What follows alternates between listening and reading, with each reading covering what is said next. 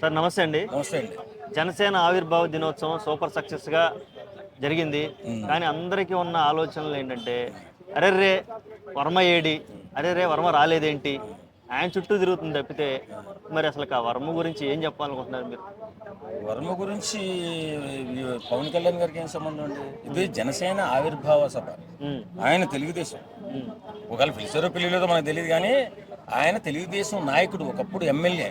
ఉమ్, వాళ్ళకి ఈ స్టేజ్ మీద పిలవరండి. ఎందుకు పిలవరంటే, ఇది జరుగుతున్నటువంటి జనసేన ఆవిర్భావ సభ. అయినా అతని గురించి అంతా పట్టించుకోవడం నాకు అర్థం కాదు. వర్మ గురించి ఉమ్, ఇప్పుడు అంత ఇంత గ్రాండ్ సక్సెస్గా జరిగే, మామూలుగా వాళ్ళకి వైసీపీ వాళ్ళు నిద్ర పట్టట్లేదు. వాళ్ళు ఏం చేస్తున్నారంటే ఇలాగే ప్రాపకుండా తిప్పుతున్నారనమాట. వాస్తవంగా వర్మ గారి బాధ్యత ఎవరిది? ఉమ్, చంద్రబాబు నాయుడు గారు. ఓకే. వర్మ గారికి ఉద్యోగం ఇవ్వాల్సిన వాళ్ళు ఎవరు? చంద్రబాబు నాయుడు. ఉమ్, చంద్రబాబు నాయుడు గారి ఆలోచన ఎలా ఉందో మనకు ఎవరికే తెలియదు. ఉమ్, అలాంటప్పుడు ఈ వర్మ రాజకీయం ఏంటి? కర్మ కాకపోతే ఉమ్, కాదు. ఈ వర్మ రాజకీయం ఏంటన్నా ఈ దరిద్రం. ఆయన గురించి నిన్న ఇప్పుడు ఈ అన్ని ఎలా చేస్తున్నారు కాబట్టి నాగబాబు అలా మాట్లాడాడు. ఓకే. ఇప్పుడు ఎవరో లేకపోతే, ఇప్పుడు నేను లేకపోతే ఈ ప్రపంచం నడవదు అనుకున్నాను ఎవడో. ఉమ్, అలాగా ఎవరు లేకపోయినా ఎవరున్నా గెలిచేవాళ్ళు గెలుస్తారు, పోయేవాళ్ళు పోతారు. ఇది మాత్రం వాస్తవం. గెలిచినప్పుడు పొత్తు ధర్మంగా చంద్రబాబు నాయుడు గారు సీటు నువ్వు పోటీ చేయకపోతే అది పవన్ కళ్యాణ్ గారికి ఇచ్చామంటే ఆయన ఆగిపోయాడు. ఆగిపోయి పవన్ కళ్యాణ్ గారు కూడా తిరిగి సంతోషం హెల్ప్ చేశాడు, కాదని ఎవరు అనరు. దానికి పవన్ కళ్యాణ్కి ఏ సంబంధం?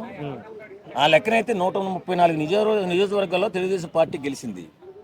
ఈ 134 నియోజకవర్గాల్లో జనసేన నాయకులు కేడర్ మొత్తం పనిచేసింది. మరి వాళ్ళు కూడా 134 పదవులు అడుగుతారు. ఇస్తాడా చంద్రబాబు నాయుడు? ఇస్తాడా? టీడీపీ గెలవడానికి కూడా జనసేన ఓటర్లు వేసి ఉంటారుగా. ఓట్లు లేకుండా ఎలా గెలుస్తాడు? అసలు వాస్తవంగా పొత్తు ధర్మం లేకపోతే ఎవరెక్కడ గెలిచాడో అందరికీ తెలుసు, ఎవరెక్కడ పోయాడో అందరికీ తెలుసు. ఇవన్నీ తేలిక మాటలు. పవన్ కళ్యాణ్ గారిని విమర్శించాలని, పవన్ కళ్యాణ్ లాంటి వ్యక్తిత్వం ఉన్న మనిషి లేడబ్బా ఇప్పుడున్న రాజకీయ నాయకులు. అలాంటి వ్యక్తిని ఎవడు తొక్కాలని ప్రయత్నించినా వాడు మరుగున పడిపోతాడు, నాశనం అయిపోతాడు.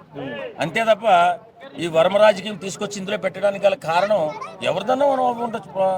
ఇప్పుడు ఒక నాయకుడు పిఠాపురానికి ఉన్నప్పుడు రెండోసారి నెక్స్ట్ ఎలక్షన్లో ఏమో వర్మ గారికి ఏదైనా అవకాశం కల్పించాలని చూస్తున్నారమ్మా చంద్రబాబు నాయుడు. ఈ తొందరపడ్డం ఎందుకు? ఓపిక ఉండాలి కదా. ఓపిక లేకుండా ఏంటి ఈ డ్రామా? ఏంటంటే వర్మ డ్రామా. చంద్రబాబు నాయుడుకు నాకు గొప్ప దేవుడు, లోకేష్ బాబు నాకు దేవుడు అంటూనే వాళ్ళ అనుచరులతో పవన్ కళ్యాణ్ మోసం చేశాడు అన్నట్టుగా ప్రాపకాండ తయారు చేస్తున్నారు. ఇది తగదు బాబు వర్మ బాబు. ఇది నీ నీచ రాజకీయానికి పరాకాష్ఠ. ఇది పొత్తులో భాగంగా ధర్మంగా నువ్వు ఉండేలాగా ఉండు. పవన్ కళ్యాణ్ గారు పర్యటనలో భాగమై నువ్వు సేవా కార్యక్రమంలో నిమగ్నమైతే నువ్వు దేవుడిగా నిలిచిపోతావు. లేకపోతే మూర్ఖుడిగా, ఎందుకు పనికిరాని వ్యక్తిగా చరిత్రలో నిలిచిపోతావు. ఎందుకంటే పిఠాపురాన్ని పరిపాలించేది ఒక దైవాంశ సంభూతుడైనటువంటి పవన్ కళ్యాణ్ గారు. పిఠాపురం మీ నాయకుడే ఆయనకి అంత గౌరవం ఇస్తున్నాడు. నువ్వేంటే వెనక నుంచి గోతులు తవ్వుతున్నారు.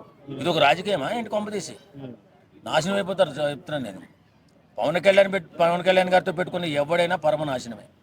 Okay. Thank you so much. Thank you.